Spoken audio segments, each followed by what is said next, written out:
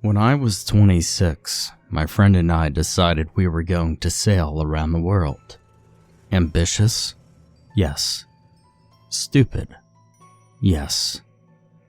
As I type this, I'm 3.5 years into this journey, with an estimated 2 weeks until I reach home base. I'm not sure if I will make it. I'll sum up my life's history thus far in 3 short sentences. I was lucky to have a nice family growing up, and we lived by the water and loved to sail. After college, I realized I wasn't very happy with myself and needed direction. I thought I'd find answers on the open water, or something like that. So me and my best friend set sail. Samuel and I had saved up a lot of money ever since we were teenagers. We bought a yacht together, aka a tattered 35-foot boat that was built in the 1960s with a nice motor and huge sails. It took some work to get it going again, but was worth every penny. We had plenty of food, clean water, water purifiers, medicine, flare guns, solar generators, batteries, a pro GPS. You know, all the essentials. We also have a nice satellite thingy that Sam set up so we could have Wi-Fi on board. It only works about 10% of the time, truth be told. But if you're reading this, it means it's done its job. The past 3.5 years have been interesting. Some weird shit has happened, but I don't have time to type it all out now. The only thing of importance now is surviving the situation I'm in, and creating this written record of what had happened. It started a couple of hours ago. Like I said, I'm about 2 weeks away from California, where we started our journey, going north away from Mexico in the Pacific Ocean. A few hours ago, Sam and I were sitting out on the boat's deck sipping some champagne, celebrating the fact that we were in the home stretch. The stars, my God, the stars were beautiful. You really can't get a better view of them than from the middle of the ocean. We were quietly admiring them. We had talked so much in the past 3 years, but the silent moments we shared were the ones I remembered most. Like that moment we were in then, silently watching the stars at night and sipping some bubbly, or the first morning we set sail. We didn't talk for almost 2 hours as we watched the sunrise. As it first appeared as a red blob climbing over the ocean's end, Sam was strumming "Here Comes the Sun" on his guitar. The salty wind was hitting our face, and I thought, this is it. No looking back. This is the beginning of this whole journey. I thought about these moments and more like them, but I was broken from my daze as I noticed Sam had stood up from his seat rather quickly and was staring off into the dark horizon. "What is it?" I asked. "I thought I saw a flare." I looked out into the same direction he was and waited. A couple of seconds passed, then a skinny, barely visible streak of red appeared. It was a couple miles away, maybe more. Sam turned to me. "Flare?" I nodded. "Flare. Let's go, now." Got it. I ran to the controls and started up the engine. We turned the vessel sharply and darted over to the direction it came from. We were traveling fast, for sure, but not an unsafe speed. Our boat rocked up and down and side to side as we traversed the rough waves. Sam and I probably sailed for 10 minutes or so without seeing any more flares, and no sign of any other vessel in front of us. "Should we keep going?" Sam asked. "Yeah, just a little longer, I think." And so we did. But this is where things took a turn. No, not a turn. A turn implies the driver is still on the road. No, things didn't take a turn. Things drove off a fucking cliff. "Whoa, slow down," Sam yelled at me. I slowed down significantly. "What do you see?" I see something, but I'm not sure yet. I can't make it out." We continued at a slow, steady speed, keeping an eye out. I could see what he saw soon after he pointed it out, but I couldn't make it out. A buoy, maybe? Some scrap from a ship? We approached closer. Wait, no. It's too skinny. Except on the top. Oh, it's a sign. It's a sign, no. It's a stop sign? Sam muttered. It was about 10 feet higher than the water's surface. It stood perfectly still as the waves crashed around it. The octagon was red and weathered and covered with rust, but the white letters reading "Stop" in the middle were unmistakable. How was it not moving?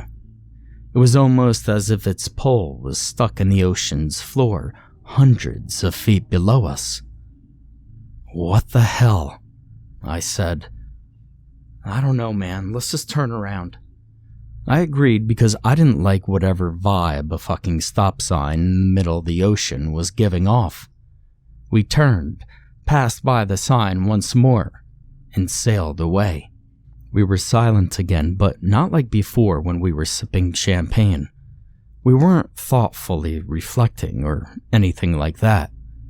We were scared. I could tell he was. I was. But why? It's just a stop sign, right? Nothing spooky about that, just weird, just odd. Very much out of place. We continued on for a while, not speaking, until I made a remark about the water. The water has really calmed down. These waves are baby waves. Seriously, Sam confirmed. This is the quietest the water has been in months, maybe years. He was right, but a chill crept up my neck when I realized how quiet it really was.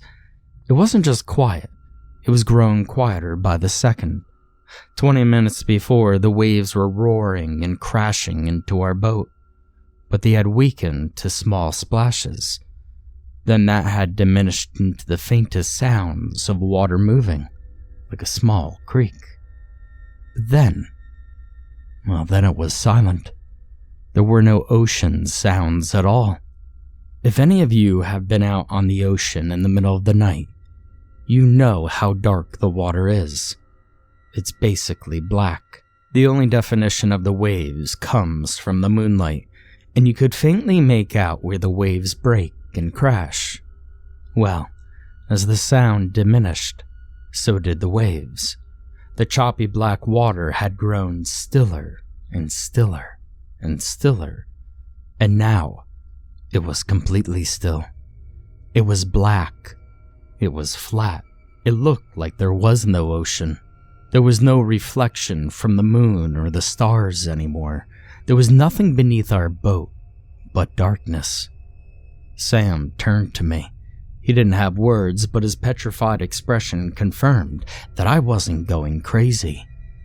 We both moved towards the side of the boat's deck and looked down, where the water should be. Looking straight down was an odd experience.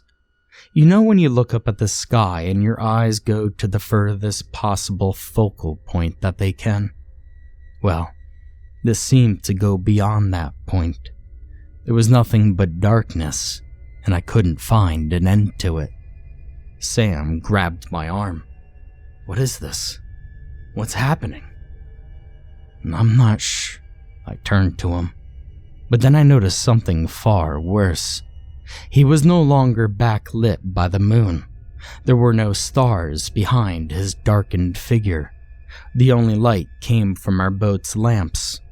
There were no stars. There was no moon. There was no water. There was only us and our vessel. There was nothing beneath us and nothing above us. The ship no longer rocked back and forth with the water's current. It was perfectly still, absolutely motionless. We floated somewhere in space and time. I know that much, but I had lost all direction. I felt like I was losing my sanity, too. I had an out-of-body experience then. It was like I was a mile away from where I stood. I could see the small light emitting from the boat far off into the distance, and surrounding us was nothing but darkness. It looked like we were floating somewhere in outer space, a part of the universe void of any stars or light. I came back from that vision and gained some composure. "What does the GPS say?" I asked. Sam ran over to the navigation system's display. "It says..." His eyes were locked on the screen. He didn't finish his sentence. "What? What does it say?" "It says..." He paused again without looking up at me. "It doesn't know where we are." "No, that's impossible. You said that the GPS works everywhere." "Everywhere on Earth, yeah." That gave me a pause. "What are you saying?" He still looked at the screen. He ignored my question and asked one of his own. And I'll never forget his words. "Does it feel like we're falling to you?" "No," I started to say, but after he asked that, it did, kind of. Before, it felt like we were floating on stagnant water in complete darkness, but now I felt that drop in my stomach. My heart was beating faster. It felt like I was lighter, like my feet were barely putting any weight down on the deck's surface, like the boat was about to fall away and leave me behind, floating by myself in the dark. "No," I reconfirmed, though I wasn't sure what I really believed. It could have been my imagination. I didn't want to accept the fact that we were falling. Falling into what? "No," I said a third time. "We aren't falling, it's just dark. It's messing with your senses." We looked off into the same direction, first towards where the horizon would have been, then down where the water should have been, then up to the starless sky. We had nowhere to go. I was unsure if the motor would work or if the sails would be of any use. There was no wind, and I was sure that there was no water. We were sailing on an ocean of emptiness. And what came next was something I'd never experienced before, so I might have trouble explaining. That feeling that we were falling was gone. It had been replaced by a feeling that we were upside down. I don't really know how to describe it. At first, we were upright, not falling anymore. But then we were turning, flipping. It felt like the whole boat was capsizing, turning over very slowly. It kept turning over and then stopped once I felt like we were perfectly upside down. It was still completely dark. There had been no change in scenery to indicate we had turned upside down. Nothing on the boat shifted at all. It was just a feeling. Like in outer space, there's no real up or down, but I'm sure an astronaut would be able to feel if they'd been turned upside down. And I could tell Sam felt it too. He turned to me with eyes wider than I'd ever seen him. We didn't say a word to each other. Our locked eye contact was broken by light above us. It slowly appeared, but it was obvious that it was stars. It was the stars and moon in the sky once again. "Oh, thank Christ," I said. But as Sam and I looked upward, we realized we weren't actually looking at the sky. We were looking at a reflection of the sky. It had a slow, rhythmic motion refracting the light in a strange way. Then I realized we were looking at water. I looked overboard and saw that beneath us was the night sky, beautiful and bright now, unmoving, and above us was the ocean, daunting and dark, but reflecting every star off of its surface. We were upside down, or we were still upright and everything else had flipped. I turned to Sam, whose expression matched my own, one of shock and confusion. but the word confusion doesn't do the situation justice. It was beyond my ability of comprehending something as a human. He looked to me. His expression had turned to sorrow. He looked like he was about to burst into tears that second. "Help," he whimpered. And with that one word, I watched my friend fly upward, flail and scream for 10 agonizing seconds, then splash into the dark ocean above my head. He fell, I thought. He fell up or down into the sea. But I didn't fall. I looked up at the now rough waves and waited for my fate to be sealed. But nothing happened. Not yet. I ran into the cabin and began typing this out. I had come to the conclusion that I was going to die somehow, and soon. I wanted my experience to be written out for someone to read, so someone knew what was happening to me. I got about halfway through it before I heard the noise. It was a long, slow, loud, and deep rumble. It almost felt like a light earthquake. It slowly got louder and louder until I couldn't ignore the fact that something was happening. I peeked outside the cabin door, cautious not to go all the way outside. I looked up at the ocean where I deduced the sound was coming from. The waves were bigger now, rougher too. Those black monsters would crash into one another and produce a light shower of white water. And that's when I noticed. It's closer. It was indeed. The water was maybe 1,000 feet above the boat when I first noticed it. Now it was more like 250. And that distance was decreasing fast. I stared at it, stuck in a panic of confusion and fright. It was falling on me, or I was falling into it, and it was happening rapidly. I ran into the cabin again for shelter, knowing it would be of little help. Seconds after I secured the cabin door, the ocean fell onto me, or I fell into it. The surface of the water crashed down hard onto the ship's deck and quickly began flooding the cabin. I think the boat was fully submerged underwater for at least a second. I felt the pull from it as I brought myself back to the surface, trying to float. And I don't know how or why, but I knew I was upright after that. I'm not sure if the boat flipped itself or maybe a wave helped flip it over. It was all happening so fast, I don't know. But I knew I was upright then, floating in the ocean. I got beat up pretty bad. Whiplash, bruises, couple of cuts, maybe a concussion. My boat got beat up worse though. There was about a foot of standing water on the deck.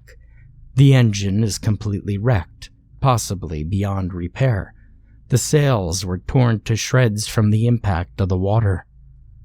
But I'm floating upright. That's good. But I'm floating, wandering with no control over my direction. And that's bad. And that's where I am now. I'm not sure what happened or where we went wrong. I'm not sure if I'll ever make it home. And I'm not sure if anyone will actually ever read this. My GPS isn't working anymore. And God knows where I am. I'm just hoping this internet thing Sam set up still works. God rest his soul. All I could do now is send up a couple of flares and hope someone rescues me. I just want to go home. It's still so dark.